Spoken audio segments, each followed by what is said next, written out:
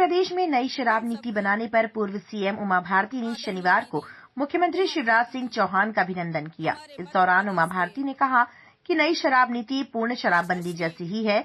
उन्होंने पुलिस से कहा कि शिवराज जी ने मर्यादा रखी है। अब जिम्मेदारी सांसद, विधायक समेत अन्य जनप्रतिनिधियों, अफसरों और पुलिस की है।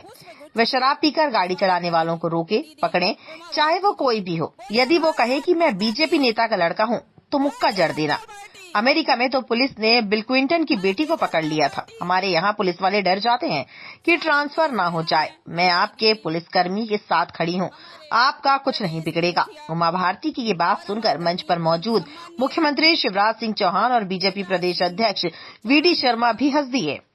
तो हमारी बात तय हुई। उन्होंने कहा दीदी मैं 31 जनवरी को घोषित करूंगा और मैं ऐसा कभी नहीं करूंगा कि मैं आपके परामर्श को इग्नोर करूं, उनको नजरअंदाज करूं।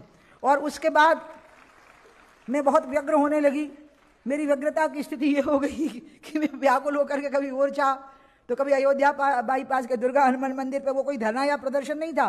मैं अपनी मन की व्यग्रता कम करने के लिए उन स्थानों पर जाकर के बैठने लगी। और अंत में शिवरात्रि भी आ गई।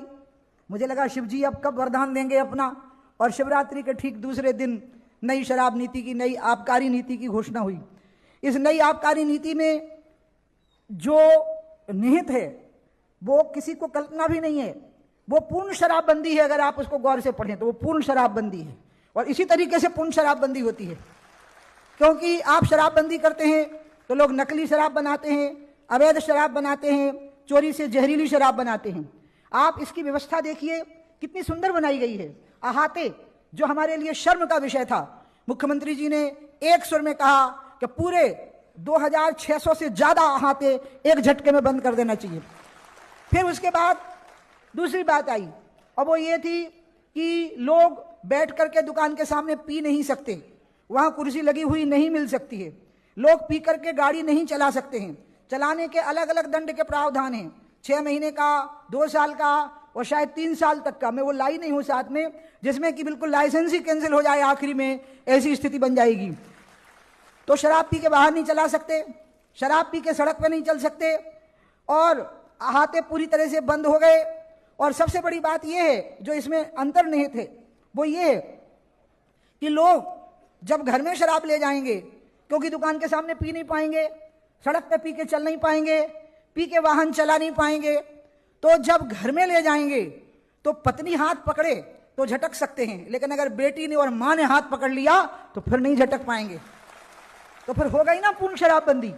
यही तो हमें चाहिए था कि ऐसे हालात पैदा कर दो कि लोग शराब छोड़ने के लिए मजबूर हो जाएं। उन हालातों का निर्माण करो कि उनको लगे कि हम पी नहीं सकते हैं, पिएंगे तो इतने इतने प्रकार के दंड के प्रोविजन होते जाएंगे और हम पी के सड़क पे चल नहीं सकते और ये अहाते पूरी तरह से बंद हो गए।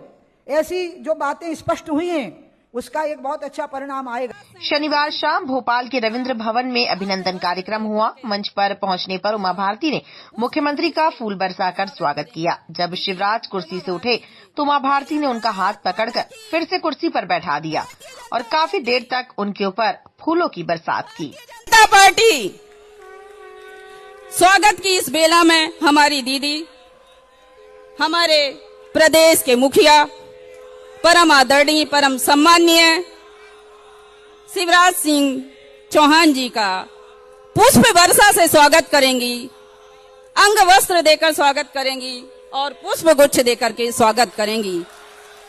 हम सबकी दीदी की जो सहयोगी, हम सबकी बहनें, हमारे प्रदेश के मुखिया परम आदरणीय श्री शिवराज सिंह चौहान जी को पुष्प वर्षा से स्वागत करेंगी। मेरी सभी सहयोगी बहनें दीदी के साथ में पुष्प वर्षा से स्वागत करेंगी।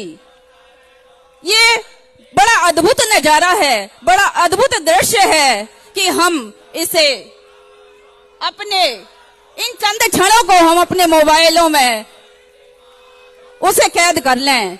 बड़ा ही सुंदर नजारा हमारे देश के 2 प्रमुख नेतृत्व का कि दोनों एक मंच पर एक साथ हम इस अद्भुत नजारे के, इस सुनहरे पलों के, इन सुनहरी यादों को हम अपने उसमें सजो कर रखें।